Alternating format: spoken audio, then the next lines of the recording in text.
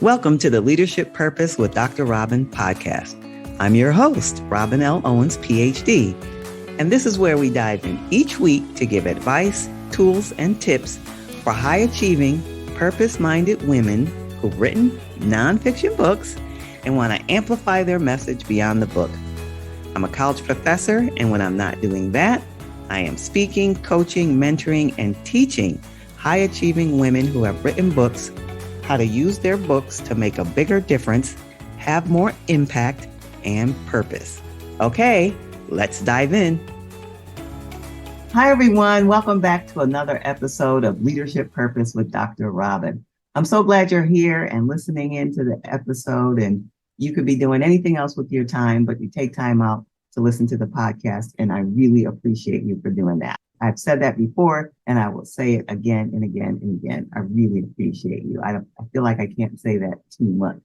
And if you're listening to me for the first time, this podcast is to support authors, and particularly authors who've written nonfiction books and use it for business. So we're here to support you in your work. And if you didn't know about me, by day, I am a college professor. So I use my specialty in creating courses to help authors turn their books into masterful courses. So I just want to let you know about that. All right. So now today we're talking with Susan Salenger. Now, Susan Salenger is the author of the book, Sidelined: How Women Manage and Mismanage Their Health. I can't wait to hear more about that.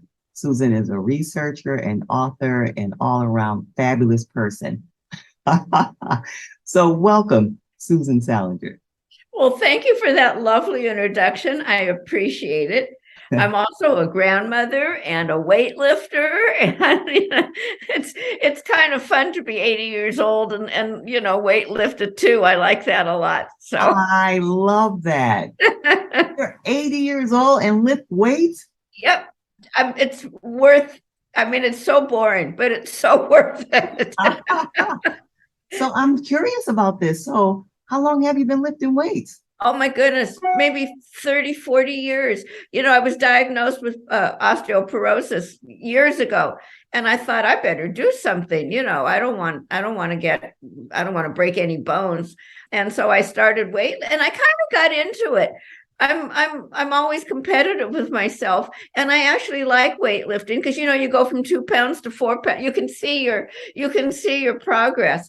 I do Pilates too, which is also fun. It's more fun than the weightlifting because it's more of a variety of exercises. But the weightlifting, there's something I feel like I just got an A on my paper, and it motivates me every time I go up in weight, Oh, because you could see your progress as you're going along, and you get rewarded for it.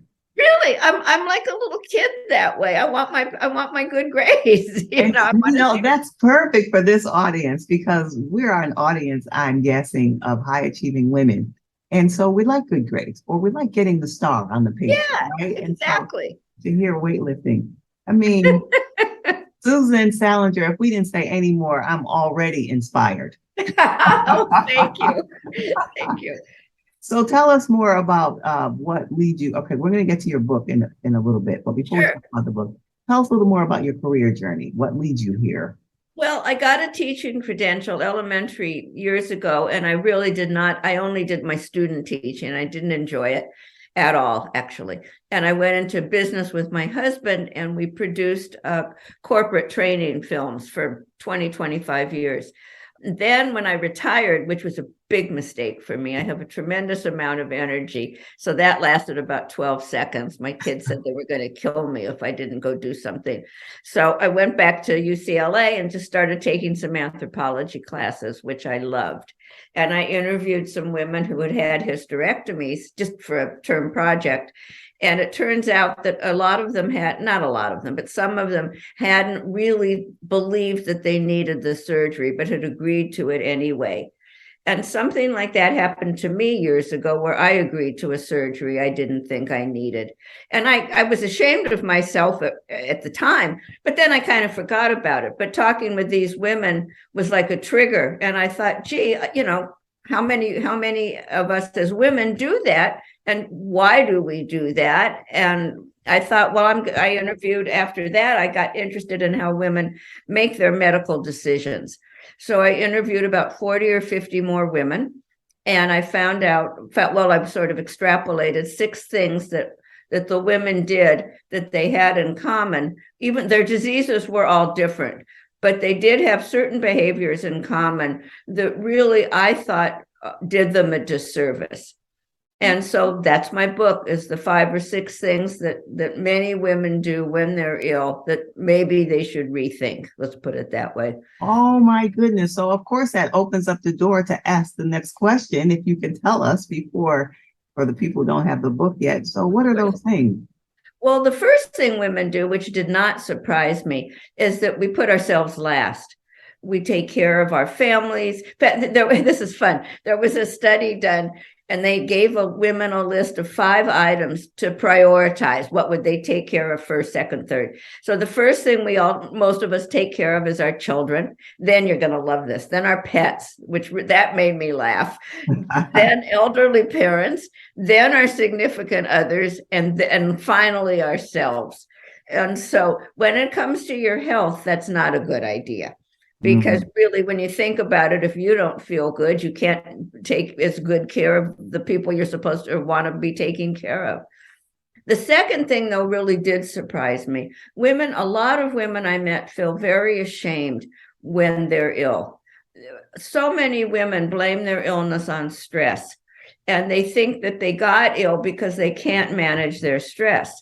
So if you take that out a little further, what they really see is when they're ill, they see their illness as a public manifestation of their inability to manage their lives. And I think when we do that, I think, illness is so random. Some people get COVID and some don't. Some alcoholics get liver disease and some don't. Some smokers get lung cancers. I mean, I could go on and on. So illness is very random. And although stress certainly contributes to it, and certainly we can cause our own illness. I mean, if you drink, you are more likely to get liver disease than if you don't drink. But by the same token, it is random and it strikes us all, black, white, rich, poor, short, tall, doesn't matter. So the shame really surprised me. And the shame is, this is funny, but it isn't funny. There was another study. I love these studies. You'll have to just bear with me. But some of them are really so informative, where they asked about a bunch of women if they were having heart attack symptoms, would they call 911? And half of the women said no, they wouldn't. And the reason was they didn't want the paramedics to see their messy house. And they didn't want to bother anyone. Wow. So that is just, my editor said, imagine this on your tombstone. If only she'd kept a neater house, she'd be alive today. Wow. Isn't that interesting? It is. It is. What else did I discover? I don't even know what to think about that. I mean, I know what to think about it, but I don't know what to think about it. Anyway. Yes, I know exactly what you mean. I didn't know what to think about it either. The level of shame. Yeah, it's trauma and that shame. Really trauma, shame, and blaming ourselves. Yes. It's our fault if we could just manage ourselves better. And that isn't true. It just isn't true. Right. The other thing that kind of ties into this, I found, and this sort of surprised me, is that women hesitate to get second opinions more than men do. And that's a real problem because, which I did not know this until I did my research, but there's maybe 20, 30,000 different diseases out there. Many of them have similar symptoms.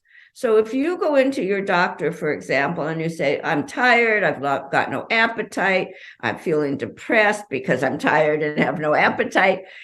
For the doctor, it's like looking for a needle in a haystack to try to find out which particular disease you have. And if it turns out you have an autoimmune disease, that can take 5 to 7 years to get a diagnosis. So a second opinion is just so important. We all see what we expect to see. And the same symptoms can look like stomach problems to a gastroenterologist. It can look like joint problems to a rheumatologist. It can look like stress to a psychologist. So a second opinion is really a very important thing to do. But as women, we're taught to play nice. And, you catch more flies with honey than vinegar, that sort of thing. Yeah. We don't want to be rude. We don't want to bother the doctor.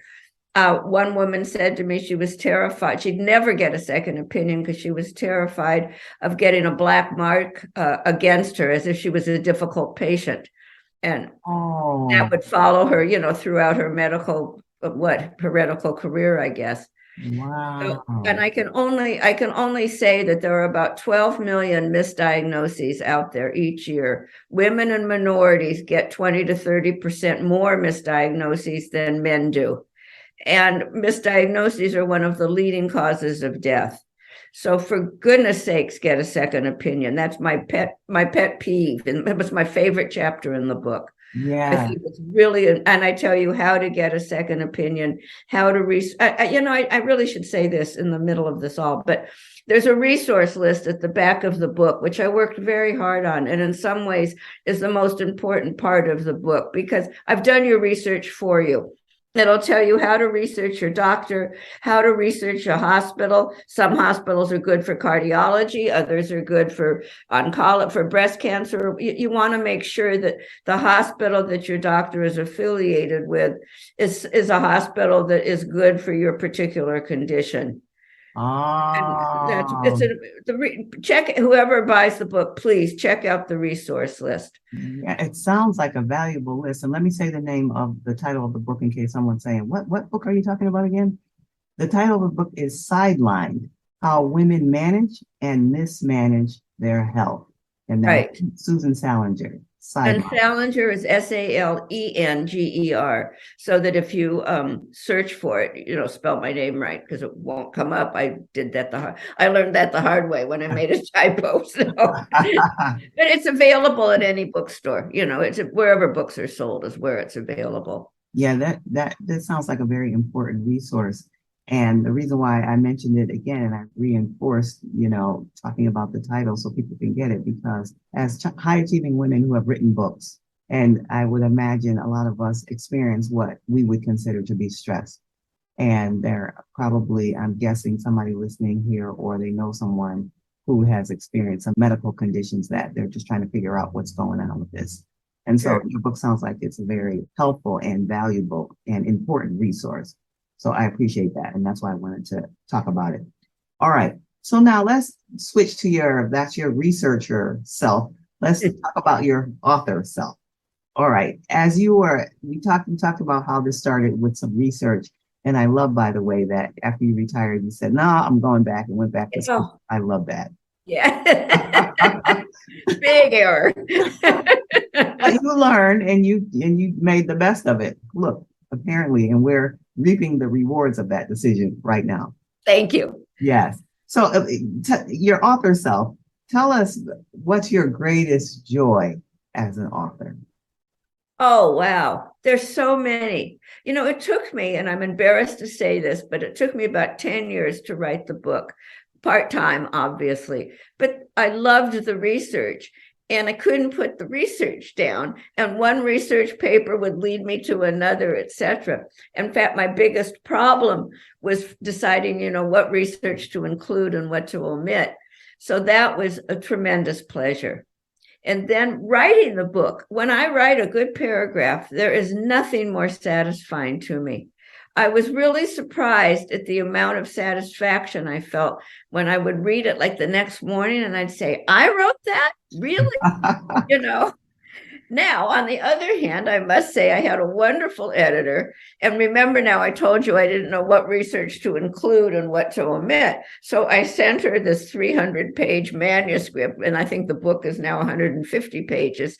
So that tells you that I didn't always make the best decisions. But I would send her what I thought was, beautiful, beautiful words, and they would come back all marked up and rearranged, cut, pasted. So I'm sure if anybody has an editor out there, they'll know what I mean. And if they don't know what I mean, then they need to find a new editor because it's really important. Yeah. So that was not so satisfying. I'm giving you the good news and the bad news. Yes. Okay. The good news and the bad news. That's fair. That's fair. Now, it sounds like you really enjoyed both the research and the writing. Right. Were you connected to those passions before you started writing your book? Well, yeah, it's funny that you asked me that. As I said, my husband and I produced and distributed corporate training films, and I did write the films. But I don't. This was so weird because I never thought of myself as a writer. I mean, I wrote a lot of this, not all of them, but a lot of the scripts.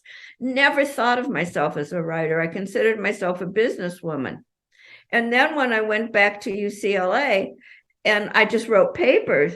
And several of the professors, not one, but several, said, you should be a writer. Your writing is beautiful. It never occurred to me that I was a writer. And here I'd been writing almost all of my life. So it's really funny. I put on a different hat, and I've gotten much more pleasure from writing the book and doing podcasts and marketing the book, stuff like that, than I ever did from the training films. So you never know where life is going to take you. I think that's what I want to say. Isn't that interesting? That's really interesting. Yeah, you never know. Yeah, you never know. You never know.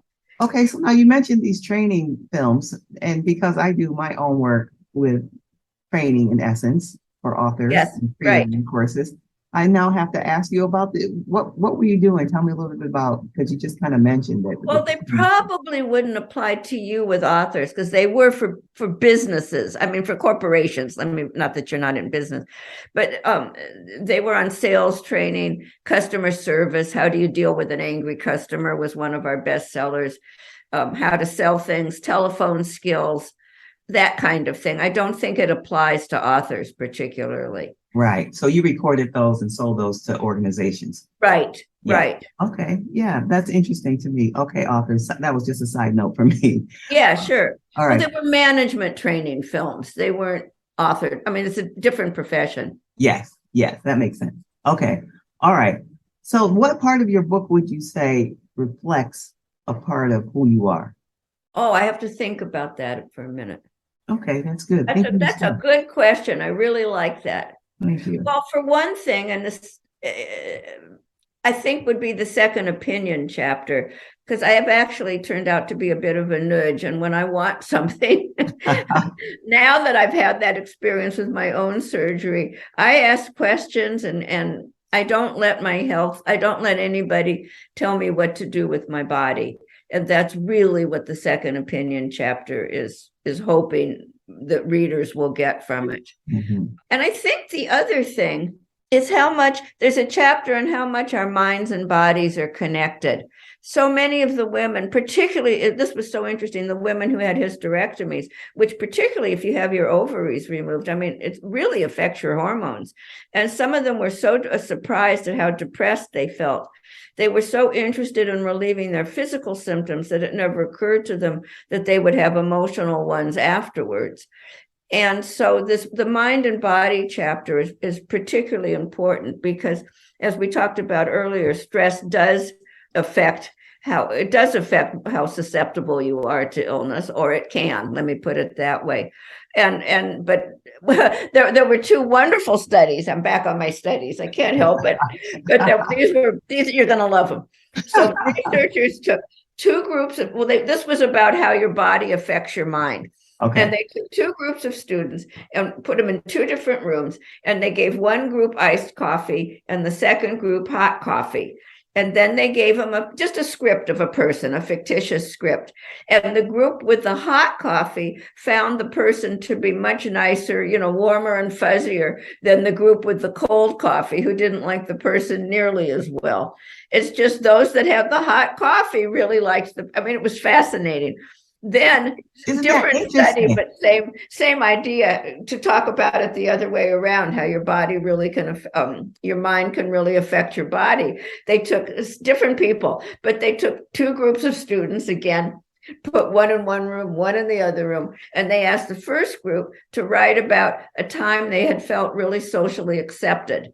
And then they asked the second group to write about a time when they had felt socially snubbed and rejected. And the second group judged the temperature of the room to be 5 degrees colder than the people that were, talking about their warm experiences. Isn't that fascinating? It's fascinating to me. I love stuff like that. I really do. Okay, so now let's pause and reflect on that for a second. Okay, let's go back to the first one. Yeah. So they had the warm drink and the cold drink. So the warm drink affected their body, warmed up their body, and so they perceived what they were reading as warm. Mhm. And the people who drank the cold drink Right. perceived the writing as cold because their body was cold. Yeah. Isn't that fascinating? It is fascinating. You know, I don't know the rest of them nearly as well, but there were studies done where if you were interviewing for a job, if somebody, the guy with the heavier briefcase, the interviewer would think that he was more or she was more serious than the guy with the light. I mean, I didn't put these in because they didn't quite fit the book, but I mean, stuff like that. How we think affects us, and how we feel physically affects us. Let's go back to the second one. Okay, we did the body. Yeah, of course. I just wanted to take it in. I wanted to have listeners take it in too. Okay, so we just talked about the body and how to impact their perception. Right. Now let's do the mind one again. All right, tell us that one again. Okay, so the people that wrote about feeling socially rejected thought the room was colder than the people who felt warm and accepted socially. Let's reframe it that way. So they brought them back to a period in their life where they felt, anyway, it was a good feeling. And so then the room was good because they were feeling good. Yes. The other ones that felt as outcasts or not feeling good, they perceived that the room was not feeling good. Right. Right. That's incredible. I know. I loved it. I told you you'd like it.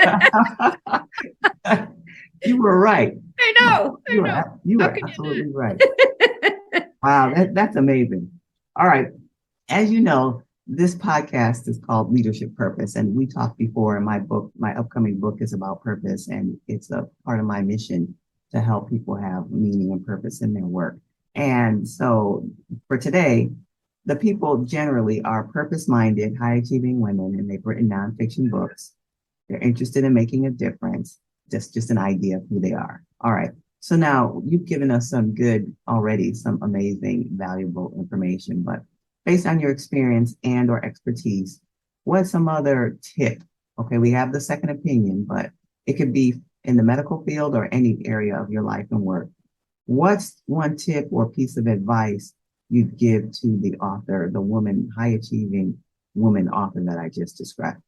I think I would say, and this is certainly true of your health, your body, to take charge, to know where you want to go. And if you don't know where you want to go, explore other routes. It's hard for me to be totally, I was just thinking this book started out to be a book on women's surgeries. And as I researched the surgeries, first of all, I got bored. And second of all, I thought that's too narrow. That's not what I want to say. And I was proud of myself that I was able to change paths in the middle and say, I don't want to be here. I'm showing you with my hands. And of course, we're not visual, but I don't want to be over here. I want to be over here. And I think the ability to know where you want to go. And then when you get there or start to get there and you don't like it, it's not satisfying. Maybe I think it's important to be flexible and say, how can I change routes? Sort of with it, I was still in the same ballpark, but it was a different part of the playing field, if you'll pardon that ridiculous metaphor. I thought it was cute, personally. Thank you very much. Right off the top of my head.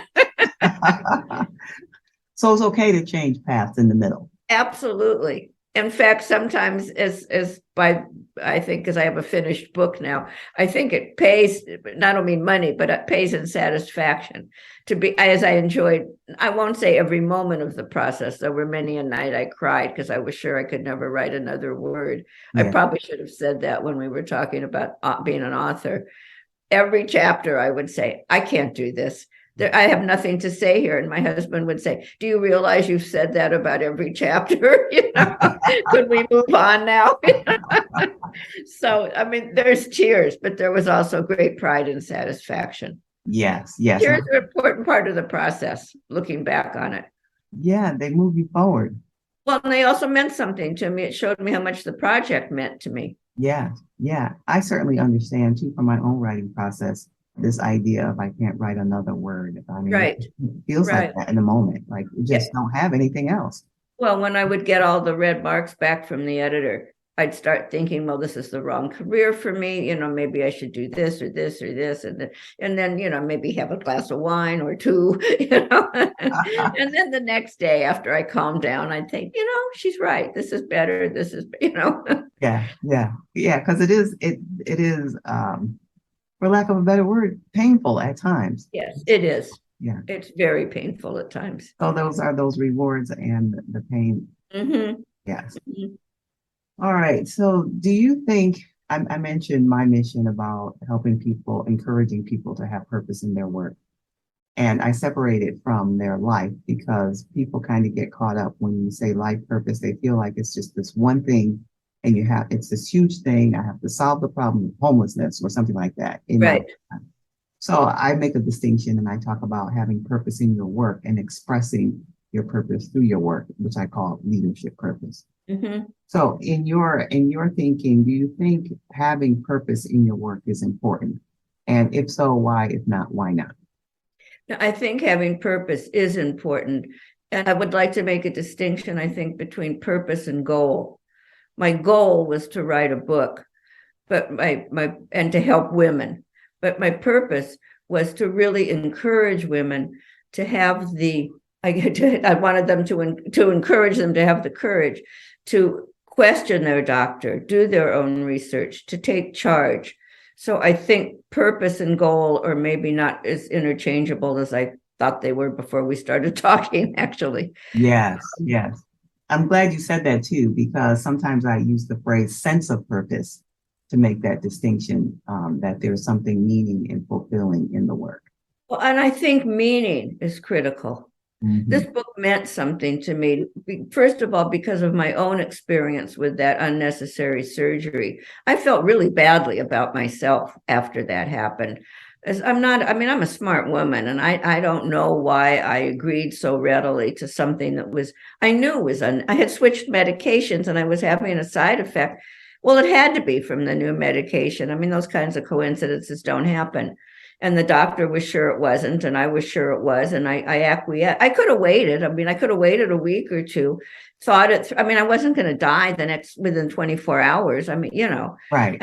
I should have just thought it through, gotten a second opinion, whatever. And I felt really badly that I didn't. And so this book had some meaning to me because now that I've written it, and I hope that I can prevent other women from happening to them, what happened to me. And also now that I've written it and done the research, it won't happen to me. Well, plus I'm 80, I've learned stuff, but it won't happen to me again. Not at all. Right. I have questions to ask and other opinions to get and research to do before anybody touches my body. Yes. Well, I think that's a beautiful note to end our discussion on, because it can't get any better than that. I remind everybody again, the title of the book is Sidelined: How Women Manage and Mismanage Their Health. Susan Salenger. Susan, this has been a wonderful conversation. Thank you so much for being here. Oh, thank you. And people are going to grab the book, but if they want to be in touch with you, otherwise, how can they be in touch with you? Go to my website, susansalenger.com. Again, that's SALENGER. And I'll be any questions, please. I'll be glad to answer anything. Okay. Thank you so much. Of course. All right, everyone. And if you want more from me, you can go to my website, robinlowens.com. And if you happen to be an author and you want to expand your message beyond the book and you're thinking about creating some training around it, you want to create a course, go on over and get my free video series that helps you turn your book into a masterful course. And you can get that at createmasterfulcourses.com, createmasterfulcourses.com. And until next time, this is Dr. Robin. Thank you for tuning in to this episode of the Leadership Purpose with Dr. Robin podcast. If you enjoyed it, head on over and rate and subscribe so you never miss an episode. New episodes drop every week, and I can't wait to hang out with you again soon. Meanwhile, this is Dr. Robin signing off. See you next time.